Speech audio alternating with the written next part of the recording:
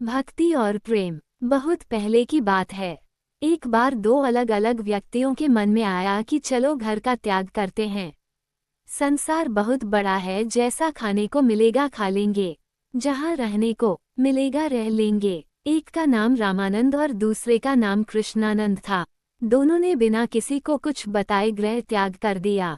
करीब 8-10 दिन बाद दोनों किसी स्थान पर मिले। जब आपस में बातचीत हुई और दोनों ने अपना अपना परिचय भी एक दूसरे से करवाया। दोनों के विचार एक दूसरे के विचारों से मेल खाते थे।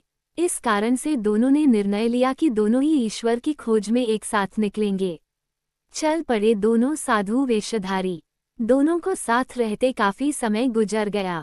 कुछ दिन किसी स्थान पर रुकते भिक्षा मांगकर अपना गुजारा करते। और फिर किसी नए गांव या शहर में जाते। यही क्रम चलता रहा। कई बार भोजन न मिलता तो ऐसे ही हरि गुण गाते और पानी पीकर सो जाते। किसी से कोई बैर नहीं, कोई शिकायत नहीं। ऐसे चलते चलते वो दोनों ही हिमालय पर जा पहुँचे। भय तो उनको किसी चीज का था ही नहीं।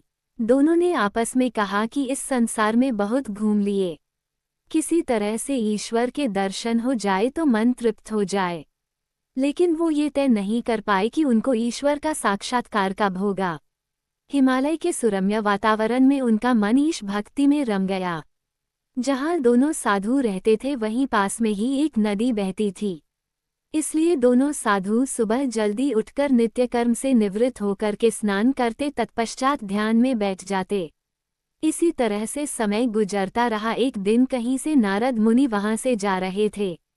दोनों ने नारद मुनि से अपनी कुटिया में आने का आग्रह किया। नारद जी भी उनके आग्रह को ठुकरा ना सके और कुछ देर वहां विश्राम करने के लिए रुक गए। नारद जी तो अंतर्यामी ठहरे और उनसे पूछा कि आप दिन भर यहाँ भगवान का नाम सुमिरन करते हैं, क्या आपने कभी प्रभु के दर्शन भी किए हैं? तब दोनों साधुओं ने कहा कि हे मुनिवा, आप सब कुछ जानते हैं, लेकिन फिर भी हम आपको बता देते हैं कि हमें ईश्वर की खोज में निकले हुए बहुत समय बीत चुका है, लेकिन हमें अब तक भगवान के दर्शनों का सौभाग्य प्राप्त नहीं हो सका। तभी रामानंद और कृष्णानंद ने संवेद स्वर में कहा कि नारद जी, हमारे बड़े भाग जो हमें आपके दर्शन हुए। आप तो भगवान से साक्षात भेंट करते हैं। हे मुनिवर, इस बार जब आप भगवान से मिले तब आप भगवान से पूछना कि हमें उनके दर्शन कब होंगे। नारद जी ने कहा, अवश्य ही, मैं भगवान से पूछकर आपको जल्दी ही सूचना दे दूंगा। इतना कहकर नारद जी ने वहां से प्रस्थान किया। घूमते घूमते देवऋषि नारद वैकुंठ धाम पहुँचे। प्रणाम प्रभु, प्रणाम माते कहकर मुनिवर ने भगवान विष्णु और माता लक्ष्मी से आशीर्वाद लिया। भगवान विष्णु ने नारद जी से पूछा कि देवऋषि, आज यहाँ आपके आने का क्या प्रयोजन? जबकि भगवान विष्णु उनके आने का कार भली भांति जानते हैं। नारायण नारायण प्रभु, आप तो अंतर्यामी हैं, आप पर अचर समस्त साष्टी के पालक हैं। आपकी इच्छा के बिना ये नहीं हिल सक। सारी सृष्टि का संचालन आप अवश्य हा जानत हाक में यहाँ किस प्रयोजन से आया हूँ। हे मानस पुत्र, मैं भली भांति जानता हूँ कि आप यहाँ किस प्रयोजन से आए हैं। तो सुनो। आपको जो दो साधु मिले थे, आप उनसे कहना कि मैं उन्हें अपने दर्शन अवश्य, किंतु क्या भगवान? क्षमा करें, नारद जी ने उत्सुकता वश पूछ लिया। भगवान विष्णु ने हंसते हुए कहा, किंतु जिस वृक्ष के नीचे खड़े होकर आपने बातचीत की, उसी वृक्ष के जितने पर्ण हैं उतने वर्षों बाद उनको मेरे साक्षात दर्शनों का पुण्यफल प्राप्त होगा। तब नारद जी ने कहा, जैसी आपकी इच्छा प्रभु।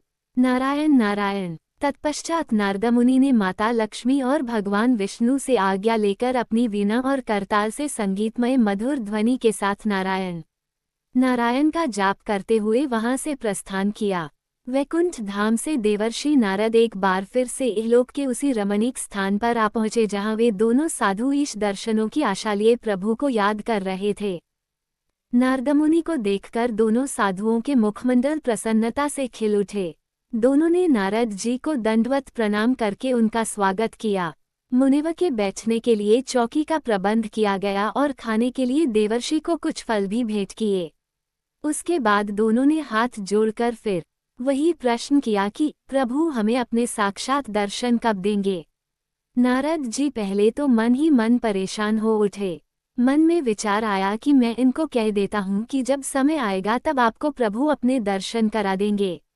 अगर इनको सत्य का पता चलेगा तो संभवतः अब इनके मन में प्रभु के प्रति जो अटूट विश्वास है वो कमजोर न पड़ जाए, हो सकता है ये भक्ति मार्ग का त्याग भी कर दें। लेकिन दूसरे ही क्षण नारदमुनि ने विचार किया, ये सही नहीं होगा। जो कुछ प्रभु ने मुझसे कहा ठीक वैसे ही मैं इनको कह देता हूँ, आगे प्रभु की इच्छा। इसी तरह मुनिवर के मन में सही गलत का द्वंद्व चलता रहा और अंत में उन्होंने सब कुछ सच सच बताने का निर्णय कर लिया। इधर दोनों साधु हाथ जोड़े हुए एकटक नारदमुनि को ही देख रहे थे और उत्सुकता से उनके उत्तर की प्रतीक्षा कर रहे थे।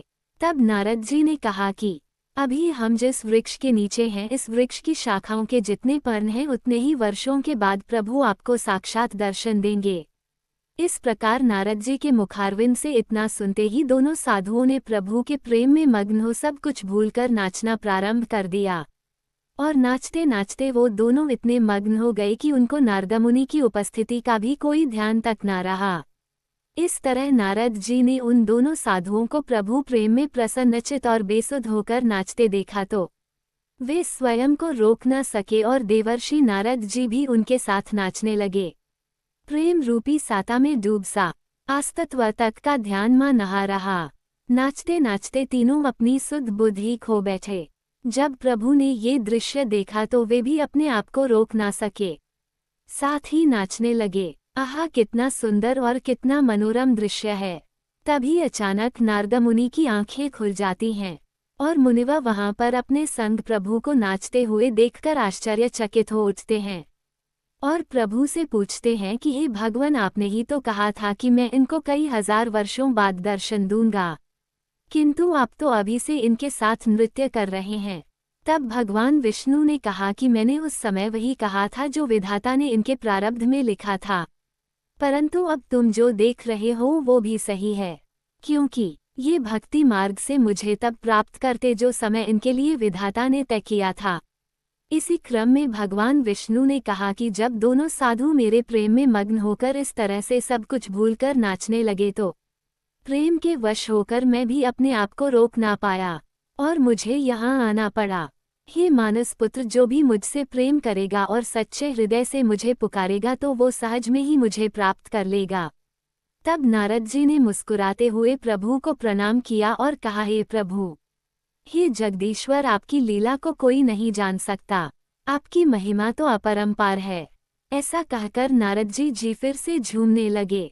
इसी कहानी के पहले भाग को आप सभी ने सराहा, इसलिए आप सभी का सामूहिक रूप से आभार व्यक्त करता हूँ। मुझे बहुत ही प्रसन्नता हो रही है। आप सबकी सलाह मेरे लिए बहुत महत्वपूर्ण है।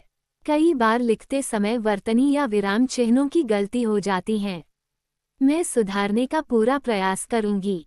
फिर भी अगर कोई त्रुटि रह भी जाती है तो मैं आपसे आपके सुझाव सदैव आमंत्रित हैं। जय श्री कृष्णा, राधे राधे।